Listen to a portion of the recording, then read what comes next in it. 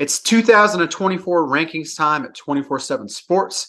I'm Director of Basketball Eric Bossi. I'm joined with Director of Scouting and College Basketball Insider Adam Finkelstein. We're talking about the very top of the class today, and it was a really tight race. We had four guys really that were in serious competition for the number one spot in Trey Johnson, Ian Jackson, Nassir Cunningham, and Flory Badunga. Let's go ahead and start at the top, Adam. What makes Trey Johnson number one? Well, I think it's the long-term potential first and foremost, because you've got a number of attributes that translate in the modern game to potentially the highest level when you talk about his positional size, his length, and his skill set, particularly his shot-making ability, not just off the catch, but off the dribble as well. So you're talking about somebody that's got really good size, can shoot over the top of contesting defenders, can handle the ball. And I think as he gets older and fills out his body, gets stronger, potentially more explosive, starts to play in more offensive structure where he's coming off screens, both on and off the ball. He's got a skill set and a body type that has a chance to really translate for years to come. Yeah, and he just narrowly edged out Ian Jackson, a shooting guard from New York City, who we know can get buckets. What would Ian have to do to overtake that number one spot, and just how close was he? It was really close, as you and I, as you can attest to. I mean, we were going back and forth up until the very last minute because, you can certainly make the argument that Ian is the most productive player in the class right now. When you look at what he did during the high school season, look at what he did during with USA Basketball. And the best thing that Ian did is he made gigantic strides as a shooter. He has come up the ranks as someone who's known as an attacker, who's known for his toughness, ability to defend.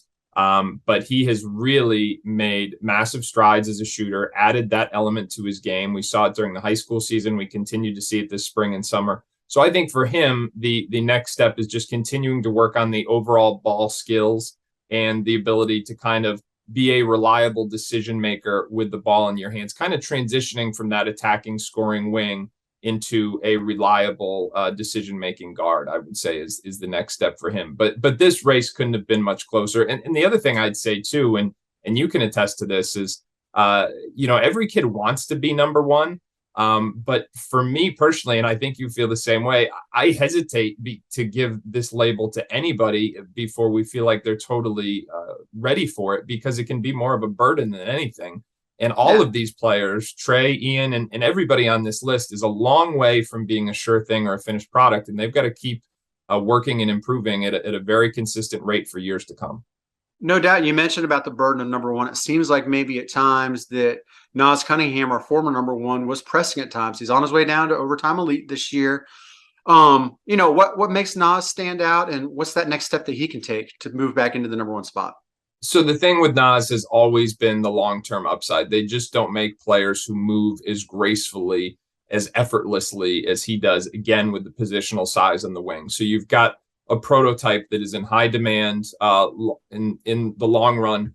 That's where he's similar to Trey in terms of the way in which his body type can project. The way in which he's similar to Ian is the way his shot making has improved. He's really made gigantic strides as a shooter. I think for Nas, the next step is to develop some playmaking ability, to be able to have the ball in his hands, be a little bit more of an alpha creator, because if you're the top prospect in the country, you should be someone that can anchor a team's offensive attack. And right now, we haven't really seen that playmaking part of his game evolve quite as much as hoped. But again, tremendous long-term prospect, very high ceiling, and someone who is going to remain in contention for the top spot in the rankings. And then real quick on number 4, Flory Badunga. He was kind of a newcomer, came from out of nowhere, and he's the lone big guy in this top 4 group, the big man out of Indiana. What should people like about Flory? That he rips the rim down. And he is the most probably physically dominant prospect in the class. An absolute just terror inside the paint on both ends of the floor, explosive finisher, explosive rebounder, just really imposes his will. But he's got a little bit of sneaky skill, specifically as a passer, that I know you're very high on. And so he's someone, again, who is in the conversation for number one, and certainly has the potential to remain there over the course of the next 2 years.